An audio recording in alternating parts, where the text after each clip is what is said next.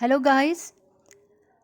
मैं आपके लिए 22 अक्टूबर के सारे इम्पोर्टेंट करंट अफेयर्स लेकर के आई हूँ जो आपके परीक्षा यानी SSC, railway, UPSC, state PCS और बैंकिंग के लिए बहुत इम्पॉर्टेंट है, बहुत इन्फॉर्मेटिव है।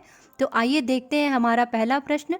भारत की पहली महिला IAF officer, Indian air force officer का निधन हुआ है, उनका नाम क्या था? हमारे ऑप्शंस हैं कौमुदी मुंशी, विजय लक्ष्मी रामनन, भानु अथैया, शोभा नायडू। भारत की पहली महिला आईएएफ ऑफिसर विजय लक्ष्मी रामनन का 96 वर्ष की उम्र में देहांत हो गया। उनको 2 वर्ष पहले विस्टा सेवा मेडल से पुरस्कृत किया गया था।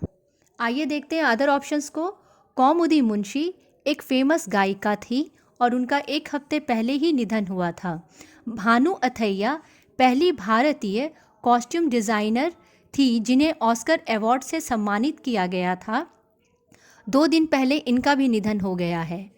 और शोभा नायडू जो कि एक कुचिपुड़ी नृत्यांगना थी जिन्हें 2001 में पद्मश्री अवार्ड दिया गया था, 1991 में संगीत नाट्य अकादमी से पुरस्कृत किया गया था। आइए देखते हैं हमारा अगला प्रश्न।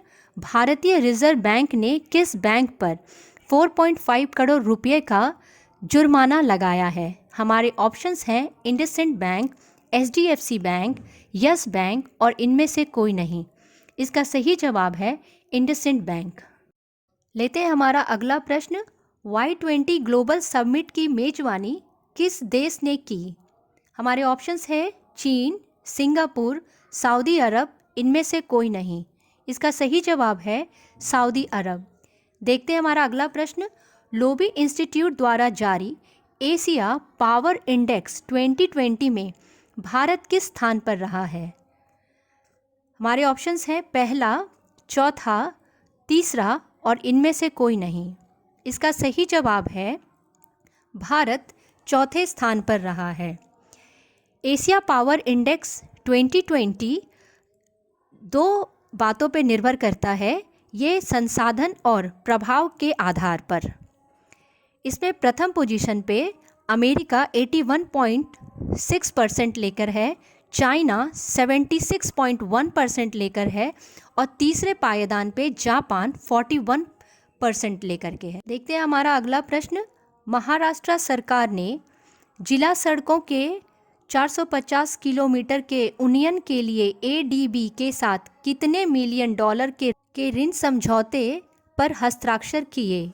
हमारे ऑप्शंस हैं 123 million dollar, 177 million dollar, 130 million dollar और इनमें से कोई नहीं।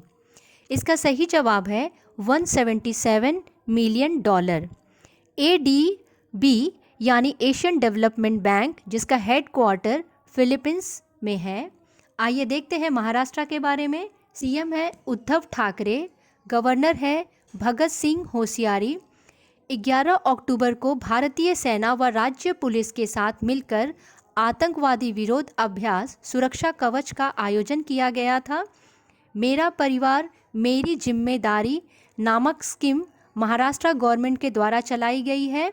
Indira Gandhi national old age pension scheme भी महाराष्ट्र गवर्नमेंट के द्वारा चलाई गई है। लेते हैं हमारा अगला सवाल। आईसीएमआर ने किस आईआईटी इंस्टीट्यूट द्वारा तैयार कोविड रैप टेस्ट किट को मंजूरी दी है? हमारे ऑप्शंस हैं IIT Kharagpur, IIT Delhi, IIT Madras और इनमें से कोई नहीं। इसका सही जवाब है आईआईटी खड़गपुर। हमारा अगला प्रश्न है, किस टेलीकॉम कंपनी ने महिलाओं को घरेलू हिंसा से बचाव के लिए माई अंबर मोबाइल लॉन्च करने की घोषणा की है? ऑप्शंस है एयरटेल, वोडाफोन आइडिया, जियो, इनमें से कोई नहीं। इसका सही जवाब है वोडाफोन आइडिया। 22 अक्टूबर को विश्व भर में कौन सा दिवस मनाया जाता है? हमारे ऑप्शंस हैं इंटरनेशनल महिला जागरूकता दिवस, इंटरनेशनल रोग जागरूकता दिवस, इंटरनेशनल हकलाहट जागरूकता दिवस, इनमें से कोई नहीं। इसका सही जवाब है इंटरनेशनल हकलाहट जागरूकता दिवस। आइए देखते हैं पिछले दिनों के कुछ इम्पॉर्टेंट डेज। हम लोगों ने 8 अक्टूबर को इंडियन एयर फोर्स डे मनाया था और 22 अक्टूबर को भारत की पहली महिला एयर फोर्स ऑफिसर का निधन हो गया था, जिनका नाम है विजय लक्ष्मी रामनन। 11 को अंतर्राष्ट्रीय गठिया दिवस, 12 को विश्व गठिया दिवस, 13 को international day for disaster reductions, 14 को विश्व मानक दिवस, 15 को ग्लोबल हैंड वॉश डे, 16 को वर्ल्ड फूड डे, 17 को अंतर्राष्ट्रीय गरीबी उन्मूलन दिवस और 20 तारीख को वर्ल्ड स्टैटिस्टिक डे मनाया था। देखते हैं हमारा अगला प्रश्न। किसने वियतनाम के साथ स्वतंत्र और खुले भारत प्रशांत को सुनिश्चित करने के लिए एक समझौते पर हस्ताक्षर किए हैं? ऑप्शंस है चीन, जापान, पाकिस्तान, इनमें से कोई नहीं। इसका सही जवाब है जापान। जापान और वियतनाम ने 19 अक्टूबर 2020 को स्वतंत्र और खुले भारत प्रशांत को सुनिश्चित करने के लिए एक समझौते पर हस्ताक्षर किए थे। इस समझौते के तहत जापान वियतनाम को अपनी रक्षा उपकरण निर्यात कर सकता है। जापान दक्षिण पूर्व एशिया में अपने संबंधों को बढ़ाने के लिए इंडो पैसिफिक में देशों के साथ इसी तरह के समझौते पर हस्ताक्षर कर रहा है। ये समझौते क्षेत्र में चीन के बढ़ते प्रभाव का मुकाबला करने के लिए और विवादित चीन सागर क्षेत्र में समुद्री गलियों को रक्षा करने के लिए है। समझौता के तहत देशों ने आतंकवाद विरोधी उपायों में सहयोग करने की बात स्वीकारी है। अगला प्रश्न है, किस राज्य में पहली सी प्लेन परियोजना स्थापित की जाएगी? ऑप्शंस है महाराष्ट्र, गुजरात, दिल्ली, केरल। इसका सही जवाब है गुजरात। आइए देखते हैं गुजरात के बारे में। गुजरात के सूरत ने रिलीजिएशन श्रेणी में यूनेस्को पुरस्कार जीता है। हाल ही में गुजरात के हाई कोर्ट के पूर्व न्यायाधीश एएस दवे का निधन हो गया था। मुख्यमंत्री महिला कल्याण योजना गुजरात सरकार के द्वारा चलाई गई थी। सोलर रूफ इंस्टॉलेशंस में गुजरात टॉप पे रहा है। मुख्यमंत्री किसान सहाय योजना भी गुजरात सरकार की ही योजना है। गुजरात के 5 सी प्लेन सेवाओं में पहली नर्मदा जिले के केवड़िया में, अहमदाबाद में साबरमती नदी को स्टैचू ऑफ लिबर्टी से जोड़ने वाली सेवा का 31 अक्टूबर को सरदार वल्लभ पटेल की जयंती पर उद्घाटन किया जाएगा।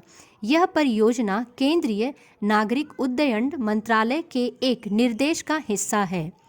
अन्य स्थानों में मेहसाणा जिले के धरोई बांध, भावनगर जिले के पलिताना में अंबाजी और शत्रुंजन बांध को जोड़ने के लिए और साथ ही अलग चरण में तापी भी शामिल है। हमारा अगला प्रश्न, सेट मिसाइल नामक मिसाइल का यह एक संस्करण है। यह कब लॉन्च किया गया? अगस्त 2018, मई 2018, नवंबर 2018, इनमें से कोई नहीं। यह नवंबर 2018 में लॉन्च किया गया था। देखते हैं अगला प्रश्न, निम्नलिखित में से कौन खाद्य लाइसेंसिंग एवं पंजीकरण प्रणाली की जगह लेगा?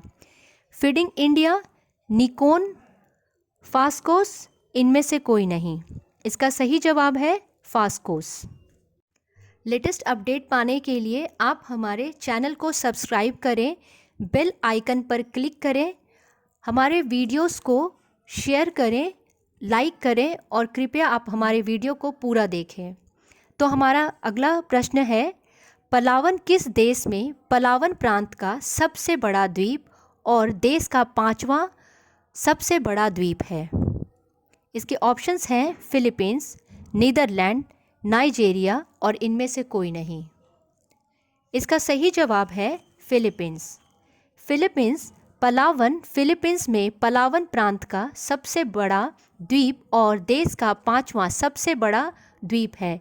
फिलीपींस की सरकार ने पलावन द्वीप में तेल की खोज पर 6 साल का प्रतिबंध हटाकर दक्षिण चीन सागर में तेल की खोज फिर से शुरू करने की अनुमति दी है। संयुक्त राष्ट्र समुद्री कानून संधि ILOS के अनुसार वह क्षेत्र जिसे क्षेत्र में फिलीपींस सरकार को तेल की खोज फिर से शुरू करनी है, वह देश के विशेष आर्थिक क्षेत्र के भीतर है। देखते हैं हमारा अगला प्रश्न। किस व्यक्ति को पहली बार ISA शौर्य पुरस्कार के तहत कल्पना चावला से सम्मानित किया गया है? अरुण गोवारिकर, डॉक्टर भीम सिंह, संजीव रेड्डी और इनमें से कोई नहीं। इसका सही जवाब है डॉक्टर भीम सिंह। पहली बार अंतर्राष्ट्रीय सौर गठबंधन शौर्य पुरस्कार दिए गए हैं। पुरस्कारों की 3 श्रेणियां हैं: कल्पना चावला पुरस्कार, विश्वेश्वरैया पुरस्कार और दिवाकर पुरस्कार।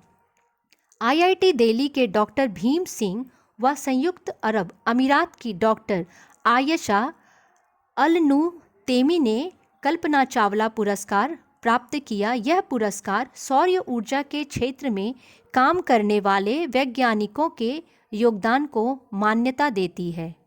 धन्यवाद।